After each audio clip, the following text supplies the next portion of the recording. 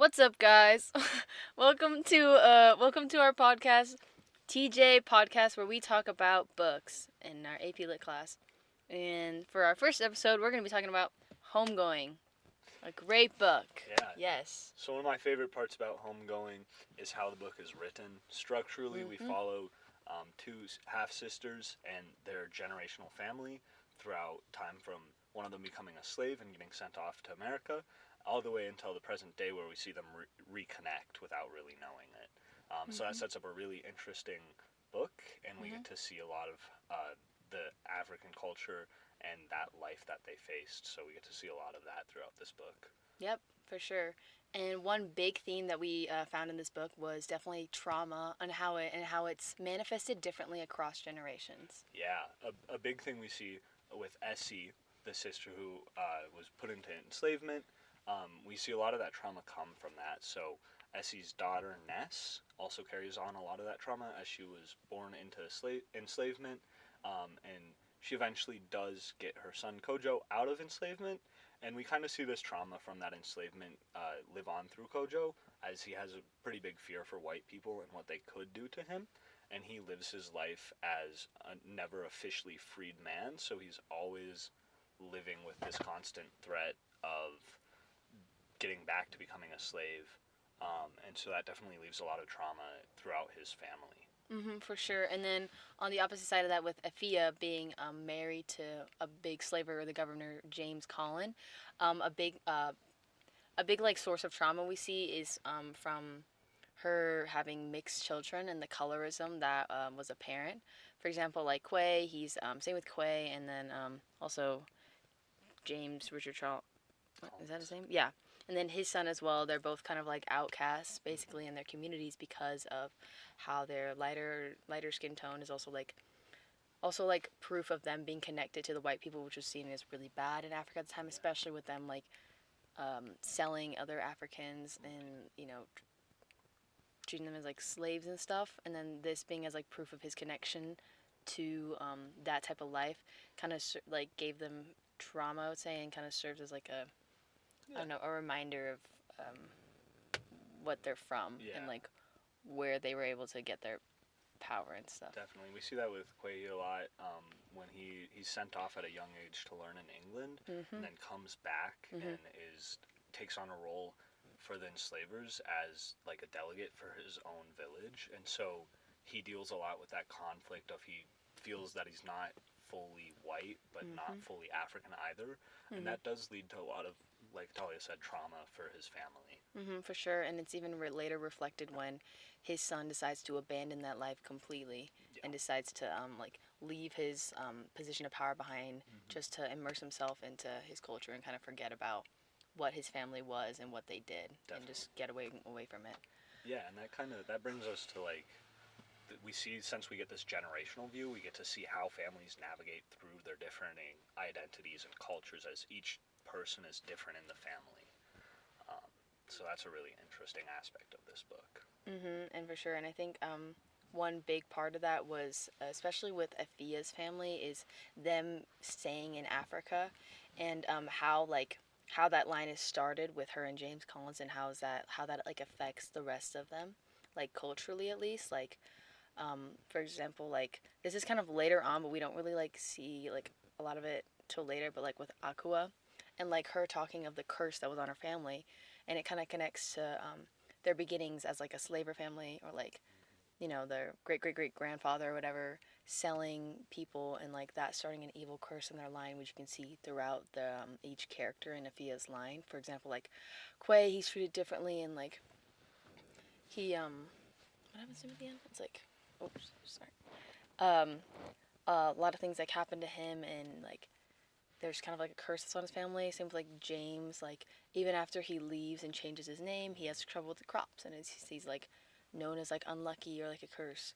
And then with Abina as well, there's like a lot of just like you can kind of see how that like curse has affected her family, and it's like it's not it's more of like a supernatural kind of thing of the curse of like, or like they're paying like the punishments of like their ancestors and like what they did and how that and the suffering they caused and how it's like affected their whole family line. and just yeah. Yeah, with Essie's family, we kind of see a different path here.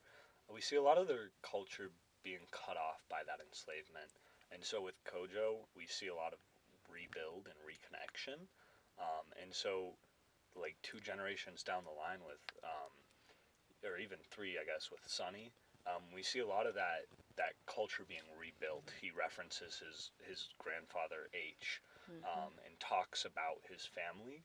And we see a different kind of culture than what we see with Effie's family, because of course Essie's family lives in America, and so there's a lot more conflict between, you know, racism. We see a lot more of conflict there, and so that definitely affects, Mm-hmm. how they navigate through their daily life. We see that with Kojo.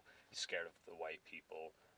Later on, we Mm-hmm. see Sunny. He hates white people because of how his, Mm-hmm. parents and his parents' parents were treated. Yeah, for sure. And then along with like Essie's line, it's really interesting to see like the different cultures within like African Americans in like America. Like we have parts where it's kind of during the Civil War kind of era and Mm-hmm. seeing the culture of like being in like Baltimore Yeah. and like being an African American family in that time. Then moving into like Harlem where you see a lot of Mm-hmm. like the culture with like the Harlem Renaissance and like the beginnings of like jazz and a lot of literature from African Americans and just seeing how that culture like spreads with especially Essie's family and how Yeah. they're like a part of that is really interesting to see and how like their identities are shaped by that, like what you said with like Sunny and like Yeah. him growing up in that time, especially with like drugs and Mm-hmm. stuff, like that being a big part of the community at the time, Yeah. and seeing him try to deal with that, which he does in Right. a good way, thankfully. Yeah, and that's a lot due to because of his family's story. So coming from enslavement, Mm-hmm. and his grandfather H, ended up going to jail, and that's where we see a lot of Sonny's problems sprout from, because he does have this deep resentment for white people and their actions, and Mm-hmm. so it kind of sends him down the wrong path. We see during his part of the story, he does a lot of drugs, and he Mm-hmm. isn't always in the best place or the Mm-hmm. best state of mind. Um, but even through that, with his kids, or I guess with his kid Marcus, we see that recovery in Marcus's part, and we see that Sonny is able to recover through help from his mother, and ends up being actually a really good father, and calls his son once a week, and Mm-hmm. his son does really well because of that. So while they do suffer some from their generational stories, from that, his grandfather going to jail, they do find ways to recover and become resilient because of Mm-hmm. that. For sure. And like you can also see that with Efia's family and like one big like change or like a big part of like why like how their family turned out like in the present day is because James left his identity behind of being connected to James Collin. He changes his name.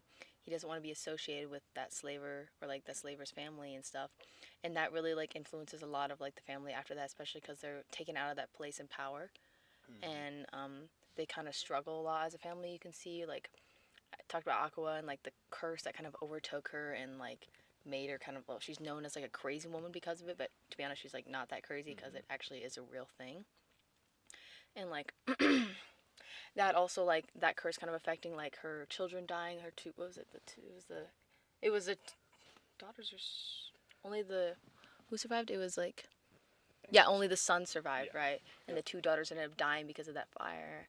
And like um yeah, Yeah, what was I and talking that about? the fire is a really interesting part, because we see that same thing all the way at the beginning of the family line, Mm-hmm. where um, the fire is a constant symbol that we see. So it does Mm-hmm. bring a lot of pain to this family, Mm-hmm. Mm-hmm. and is a really important recurring symbol throughout the book. Yeah, for sure. And then Um, one of the biggest things that we noticed in the book, one of the big um, messages, one of the big ideas was cultural heritage, and how the characters preserve that. Um, mm-hmm. so there's a lot of interesting things there. With Essie's family specifically, we kind of touched on it earlier with that disconnect from the slavery. Mm-hmm. But during that time, we see Essie trying to teach her daughter Ness their language from Africa. Mm-hmm. And unfortunately, slavers do like shut that down and punish them for that. And so that's the main reason why we see that cut off in cultural heritage. Mm-hmm. Um, but like we've talked about, Kojo starts to rebuild that, and there's a lot of great culture that comes from African Americans, and we do see that develop. You know, Harlem Renaissance, like we've talked about, and during the Civil War. So there is, well, they do lose some of their culture in the very beginning. It's like later in the it's family. rebuilt. Yeah, Yeah. it's rebuilt. Yeah, and so that's a really powerful message from, you know, Essie's family line. For sure. And like we can even talk about how like even though like their culture was like especially with Ness like they whipped her for like for speaking the mother tongue. We see that again with Kojo when he's freed by I'm forgetting the name. I don't It's like the save like whoever Yeah. like saved Kojo and she kind of teaches him about the African gods, right? right. And like but he gets a lot of backlash from that from like the church and stuff and that was I could definitely see it as like a way to preserve their identity Yeah. and that African like religion, which is like really interesting and I don't know, it's like different from like African American communities and like or like typical ones in the U.S. Yeah. And seeing like the clash between it, Right. and you also kind of see like a theme of clashing between where it's like multiple characters throughout this like book, kind of like talk about how they don't feel like I think it most maybe with like Sunny, but because Sunny was like something about like Africans like going back to Africa and like going back to Yeah. like that motherland and stuff. But then like a lot of like the characters in the book feel disconnected because it's not like Right. they've never been there. They don't know that culture, which is Yeah. and it's just so different like beyond like the U.S. and Africa. Definitely. And like I think that's a really big reoccurring theme is like Yeah. how it's changed because of like how like different African American cultures are like or African Right. cultures are changed based on like them being in America versus them being like in Africa itself. Yeah. And then like seeing the characters kind of try to deal with that and like you kind of see it at the end where they come together Right. but they I was yeah, thinking you that tell me right with Marcus and Marjorie, we do see them go back to Ghana, and see the Cape Coast Castle, and it's a really powerful moment there between them, where Marjorie gives her stone necklace to Marcus, and you know it's kind of like you're home finally, you're here, and so that is a really powerful message that comes from that loss of original culture and rebuild of new ones. yeah Definitely. for sure and it's like I love how it like comes full circle you know like even though like his whole family Essie's family has like they've been in America and they've lost touch with a lot of that African Yeah. culture and heritage when he comes back it's nice to see like a good like full circle moment where he's introduced back into that culture and maybe not like in a way that's like up for interpretation where it's like a little Yeah. less than what most readers might want in a book. Right. I think it's definitely enough for this book and it's like kind of showing like the like actual I think it really very realistically portrays African families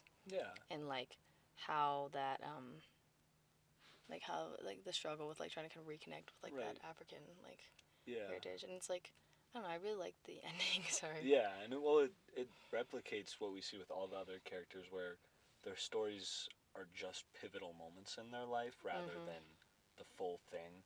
So like Yeah. with Sonny, we don't see him recover from his, you know, drug using. We see that in Marcus's part.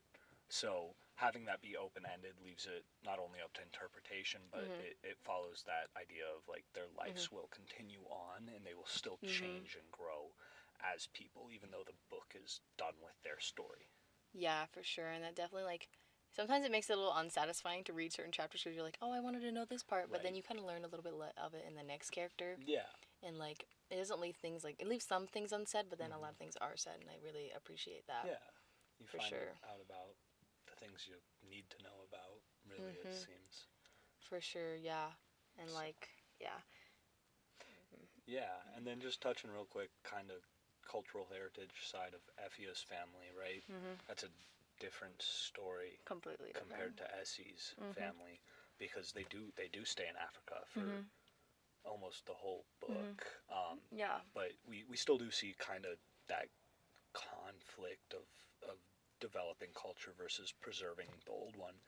And that's really shown through with James because he runs away to kind of reconnect with his culture rather than the white man's culture. And so that's a really interesting part for their family, I think. yeah, and it's also interesting how like even when they try to get away from it in Africa, it comes back because was it? I think it was Abina who, sorry, touched the microphone, but like Abina goes and like she's kind of like kicked out of the almost kind of kicked out of the village, and Yeah. she goes to like what is the missionary, right? and it's kind of interesting to see like they're always like it's coming back to them, and it's like almost unavoidable. Yeah. And that's reflective of definitely like how it was during the time. Right. Like many Africans were trying to like avoid the contact with like the white people because all they did was bring a lot of suffering, and like usually was not a good sign. And seeing how it kind of comes back, and like how she's like taught the ways of like God or Christianity, and like the way it's portrayed in a way that's like very harmful to her, Yeah. right? Because she's like beaten and like told Yes. she needs to like with her sins, and I because of yeah, she was like beaten and told to like beg for forgiveness from Yeah. God, and it was like showing a really negative view on Christianity. Yep. Which is I think like I don't know, it's reflective of like how Christianity was like during the time for some Africans in Yes. Africa. Like it wasn't like Definitely. a lot of like history books portray it as something that was like really great, and that the missionaries came and they helped everyone. Right. But like obviously that wasn't the case for everyone, and that Yeah. like there are definitely some negative effects because there's like that loss of culture, and there's a loss of religion. Yeah. And like I don't know, and seeing like as that being like her only option because she was kicked out, she didn't have anything else to do, and like she didn't have a choice. She had to like live that life, and she does eventually get out of it, but it weighs on her. I know. And as then a also like character. at the end, like the pastor is like, or sorry, the missionary like breaks down crying, right? Because he's Yeah. like, it almost, I don't know, I almost feel like that's like some kind of symbol of like white man's guilt, Yeah. which is basically what that was. But through his white man's guilt, like he made it worse for her, and I think it's also Right. reflective of like what white like The white man's burden. We see white in man's history. burden, and Yeah. like seeing that in history and how it like backfires almost always Yeah. on people of color. Right. It does. It makes them the victim of a non-chosen view for themselves. You know. Like it's the white man's burden to like like help these people in their cultures, and their like how they like the way they like they saw them differently and less than because of their religion, and like especially because it was so different. And then like Right. I don't know, I think it's interesting that they were able to also like include that Yeah. into the book, which is a really big part of it Definitely. as well. Yeah. But And so, as a whole, the book does a great job of creating that message about the importance of culture, and preserving that. And we see that there's this conflict between adaptation and preservation of culture. And the book does a great job of showing the importance of both. With Essie's family, that adaptation is super important. But with Effie's family, it's it's a lot more dynamic, it's a I'd lot. say. Yeah. Well, they're both very dynamic, but I don't know. We see them It's more that preservation of culture is a lot more, just important in Effie's family and a lot more relevant there. And so it creates a really strong theme about that, preservation of culture versus adaptation, and really important part of the book, I think. Yeah, and I think it's important to like recognize that like for us like it's a lot more familiar to hear about like African American culture versus just like straight up African culture, and so like Yeah, I, don't know, I like seeing the two sides of it for sure. definitely. Mhm. Definitely. So, yeah, overall, it was a really great book. Yes, definitely very much enjoyed this book. Yeah. Yeah. And really strong theming, like I've said, about that culture versus sure. adaptation. I think it's a really educative like book, and it's something that like a lot of people should read because it's. I mean, I'm sure it's like popular, but like I definitely really love this book, and I think it taught me a lot about African American culture, like in Africa and in America. Sure. But that should conclude it for our podcast. Yep. Thank you, Miss Bernarwicks, for listening to this, and Yeah. we will upload this to YouTube. Yep, hopefully. We'll try. All right. Thank you. Yep. There we go. Wait, no. That